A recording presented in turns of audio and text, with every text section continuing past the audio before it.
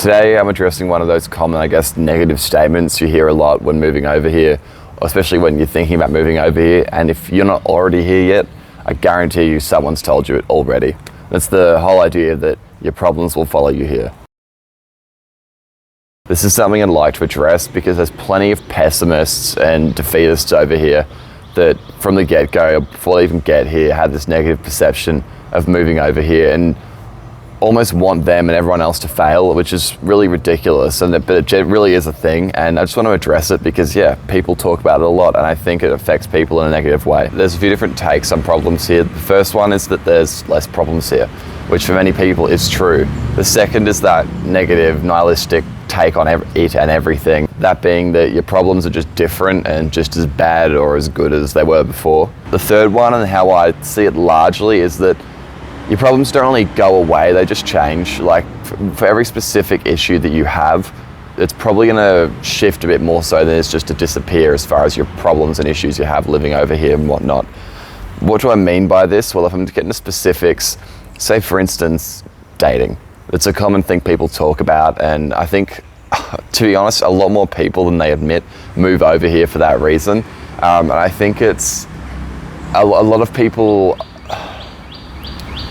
I'm trying to put this in a delicate way, really, in a way that is fair to everyone.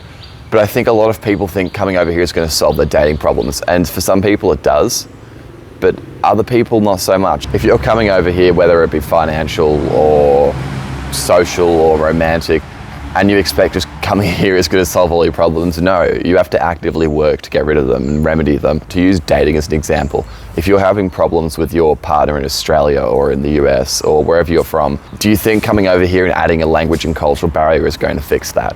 Chances are it's not. But for some people, you know, if you're coming over here, then the cultural difference might be a good thing. Maybe you just don't really feel at home in your own country, which is something that many people do share over here. Even if they love it and you have friends and family there, you just don't feel quite as happy there perhaps. The other common sets of problems people have, I would say, is politics, finance, and just general life administration. I'll get into what I deem that in a second. The first one, being political, is quite easily remedied. If you aren't a fan of the zeitgeist of the time and how the West is going and all that, whether it's even going anywhere, I mean, that's up for discussion. We aren't the most political of channels generally. This is why this is a bit of a weird video for me to make. Nevertheless, if you're a decently controlled person, you could probably expect most of your issues to go away regarding politics.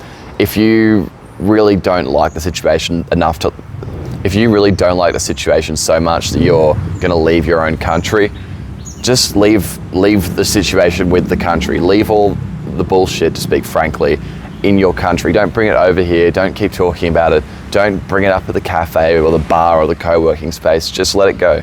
You're over here now. You got away from what you wanted to get away from and just be chill. Don't be one of those grumpy barfly expats who's carrying on and going on about, you know, your local head of state and about how he's horrible and corrupt and you had to leave, yet you still dwell about him every day. The penultimate issue being money and finance as well. That again, with geographic arbitrage, is quite easily remedied. Some exceptions to this is if you rely on money, say from the government, and you need to be in your home country to get it. This can be the case for some people in Australia, for instance, but not everyone.